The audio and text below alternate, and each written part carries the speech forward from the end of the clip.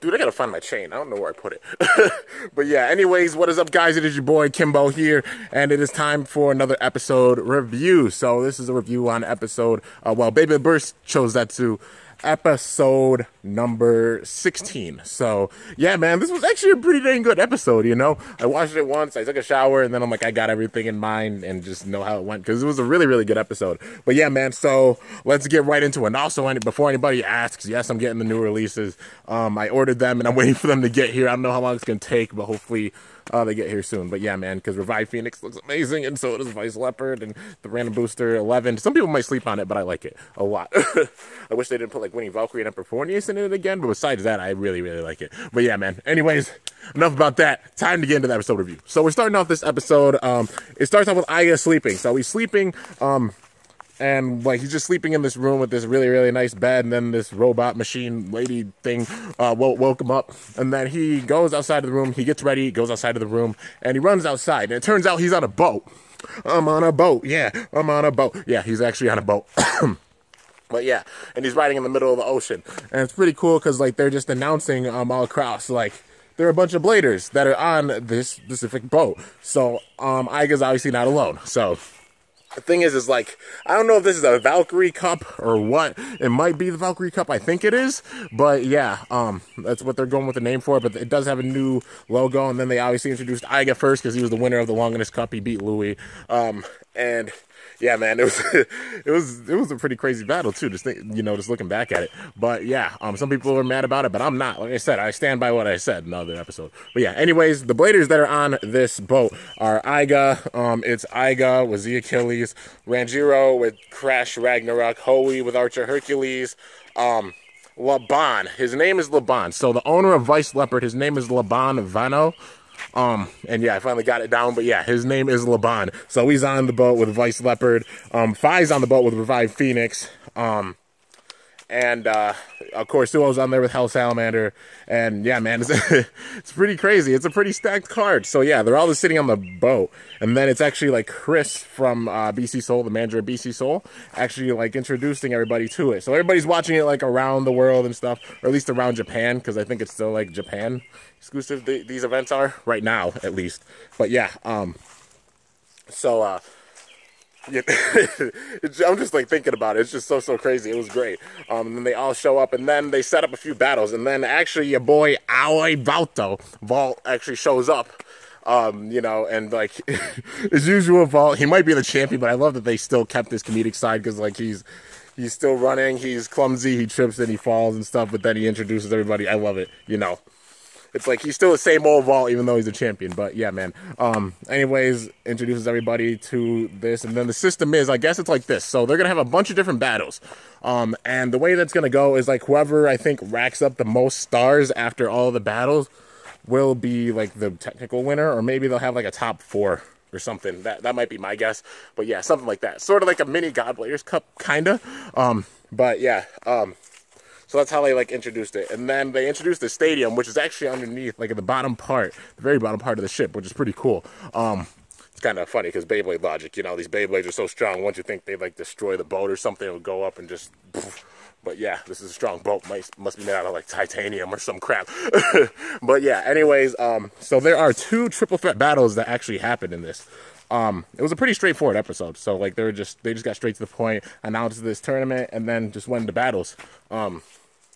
But yeah, so the first battle was a triple threat between Hoey, Ranjiro, and Phi. So this is pretty sick. Archer Hercules, Crash Ragnarok, and Revive Phoenix all in the stadium at the same time. And they have this special new stadium. So this stadium they're actually using, they say like there are different stadiums. Like they have the one with the jaws, like with the spikes on the side. They bring that back. They also have a new one where they're like 2 small, like little extra courses on the outside. It's sort of like a racetrack. But like there are 2 on the outside on each side of the stadium that the bays can ride on and use for like attack. It's really, really cool. But yeah, man, if they ever made a set like that, I don't know how they would, but like I dig that. I would dig that big time, dude. I love stadiums like that. Like if there was a stadium where like there's an extra path on the outside, then they go in, that would be really, really sick. I would like 1000% buy that. Just saying, TT. But yeah, anyways, so this battle's pretty intense. They all launched their bays in. First of all, Achilles and, well, not Achilles, Hercules, yeah. Hercules and Crash Ragnarok both go towards the center, attacking one another. Fi and his Revived Phoenix actually go around the outer part on one of these little ridges, and then he goes in using his full-out power, launches in, hits them both, and then everything bursts. At first, everybody's like, oh, they all bursted, but then, you know, Revived Phoenix's gimmick, it's just the top part that bursted. So he literally went in, used his, I think it was Phoenix Breaker. I don't know if it was Phoenix Breaker again, or he used like another special move. He definitely used more power in this battle. But like Hercules and Ragnarok both bursted. And then obviously with that, Revived Phoenix wins. Fi got a point. He got 1 star, and that battle was over. And everybody was watching like, oh, you know, because they were both shook. And obviously like Laban and Iga and Suo watching from the top, and Vault and Chris watching as well. But yeah, Vault was standing right by Chris, just commenting on things, you know. But yeah, and then that's how that battle went. And then after that, the next battle happened between Iga, Suo, and Laban. So this is a pretty sick battle. It's the debut battle for Vice Leopard. So yeah, Z Achilles versus Hell Salamander versus Vice Leopard in an epic triple threat battle, man. You already know when I get these bays, I gotta do these battles. But yeah, anyways, the way it goes, all of the bays go in. Suo and his Salamander immediately go to like that, like one of the tracks on the outside. Then Iga and his Z Achilles do the same thing, and then Laban circling around big time, like, you know, Vice Leopard circling around big time. And then like they all hit one another, and then after that, it was like Suo tried to use like his, like, you know, he used the jumping ability of a Salamander. So like he ricocheted off of Leopard and hit Achilles, then like vice versa. It was really, really cool. But yeah, and then they all actually like went in with like their power, like their actual like big time power. And then the way that this ends is just so cool. So basically, it's like Salamander and Achilles are going in like attacking one another, and then Vice Leopard comes up and Laban gets in the zone, dude. He's like a wild animal. I had a feeling he would be, because it's like leopard, you know, it's a leopard basically, Vice Leopard. And like he's just like a wild animal, dude. I love the personality, man. It's like, he reminds me, like, the way that he is as a character reminds me a little bit of Kiyoya, because of just how, like, ruthless he is in battle, man. It's like, outside of battle, he's chill, he's calm, and he's cool, but, like, in battle, he's just like Kiyoya, and he just goes nuts, man. But anyways, the way that this ends is, like, Salamander gets sent, like, flying in the air. It grabs the Achilles, like, it has the gimmick. For anybody who doesn't know Vice Leopard's gimmick, it has 2 things with it. Obviously, the L frame, which can be used 2 different sides on it, you know, so you can like switch modes with the frame, which is really, really cool. And then the gimmick for Vice Leopard itself, which is like, it has the jaws that go down and it clamps on the Beyblade, you know. I don't know how effective it'll be in real life, but in the show, it's so cool. But anyways, the way this goes, Hell Salamander's flying in the air. Vice Leopard grabs the Achilles, uses the jaws that it has on, like, you know, on the layer itself, bites it, throws it into Hell Salamander, and they both burst. I was like, dude, that's sick. That is really sick. I dig that gimmick big time. But yeah, man, then it just ends with like Laban to be like, oh, Laban, right on, like I'm Laban, you know. And he's just way in the zone, dude. When he gets in battle, ooh, it's a completely different story, man. I had a feeling about him. I'm like, in battle, something's gonna be like different about him, big time. Yeah, and he's like the new Kiyoya in battle, at least, you know. But yeah, man. Man, it was so cool. The crazy thing is, like, for just that Fubuki, like, wasn't involved in this. Like, I wonder why he wasn't. You know, I hope they do something with him, because it's like right now he's just gone. Maybe like he meets up with Shu. Ooh, that would give him a big role. Like, he might not be involved in the battles right now, but then he gets him, like, he meets up with Shu or something. But yeah. Anyways, the rest of the episode was like a feel good type of thing, because like it was like Iga was in his room, and then his little sister snuck on the boat, and then Ranjiro's friends like snuck on the boat too, and they were running around, and then you know, everybody was running around. Well, like they went into the room where Iga and his little sister were. Then the, you know, security tried to get them but couldn't get them. Then they start running around the entire boat, and then they run into the kitchen where dang, I can't believe I can't remember her name, and I'm so sad that I can't. But like she was the cook for BC Soul, and she you know, she was the one making the food and stuff. So we get to see her again, which I'm great about that. I'm really happy about that.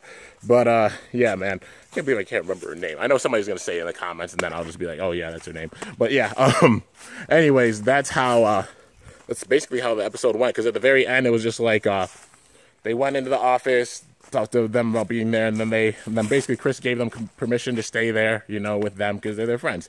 And then it ends with Vault going off in a plane, and yeah, that's basically the end of the episode, man. But the next episode is going to be really, really sick because they're already introducing him, man. The owner for Buster Excalibur. So the new blader that's going to have Buster Excalibur. For anybody who doesn't know, it's not going to be Xhaka that's going to have it. That's also another reason why I think this is going to be the last series, because a lot of the last Beyblade, well, you know, Beyblade Burst series. Reason being is because a lot of older bladers are passing down their bays to, like, you know, like either, like, you know, like a descendant, like, sort of in a way, like to a new blader or like a little brother or such, you know, except for like Vault and Bowie so far anyways.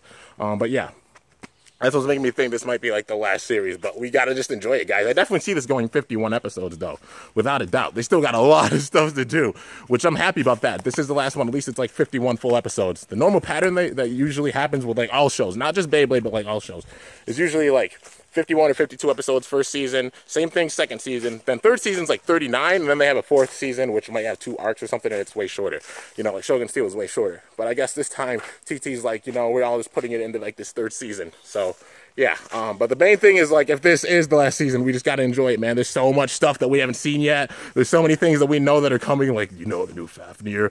I'm so excited about that thing, man. It looks amazing. Then other bays, like, you know, like the rumored bay that's going to be evil. I see it being the evil bay, Dead Hades. Yeah, I see this being a mix between, like, 0G and 4D, just with the story, you know. Because it's like you're trying to find, well, obviously all these strong bladers showing up, and then there's going to be, like, the strongest blader or something. It's going to be, like, sorted down that path and then, like, saving the world or something like that. I feel like that's just how it's going to go, you know. Because we had our feel-good season, so now it's time to just get into, like, some deep, dark craziness with Beyblade Burst, which I'm so excited about that because I see that coming in this season, definitely. But yeah, for now, we're just going to enjoy all the battles and stuff, and yeah, and can't wait to see this new blader that owns Buster Excalibur. Because, like, they show a little cameo, like, for the next episode of, like, Xhaka, but it's obviously, like, this new guy got Buster Excalibur and stuff. It's got, like, 1 prime, and I think they just named it Sword. Like, the bottom, like, the driver is Sword. It's got, like, metal on it, too, and it's got, like, the metal that sticks out, which is pretty cool. It's probably going to be a really, really heavy driver. And 1 prime is, like, an update. Like, you know, I'm not honestly upset about that, because, like, it'll make it where, like, older bays will, like, get, like, prime, maybe, like, if they come back, like some older discs can get like prime versions now. Like imagine like a new Spriggan coming back with like 0 prime. That'll be sick, and it's a heavier 0. But yeah, that'll be really, really wild. But yeah, who knows how it's gonna go. But yeah, anyways, that is the episode review. I'm about to run out of space on here, so I gotta end it off. Hope you guys enjoyed. If you did, be sure to slice that like button down below. Let me know how I did. If you're new to my channel, be sure to subscribe for epic content because I upload daily. And if you haven't already, be sure to ring the bell by my channel name to be notified whenever I upload a video. So yeah, guys, till next time, it is your boy Kimbo signing off. See you later. Thanks for watching. Till next time, stay awesome and cool shoot. I'm up out of here, man. Yeah.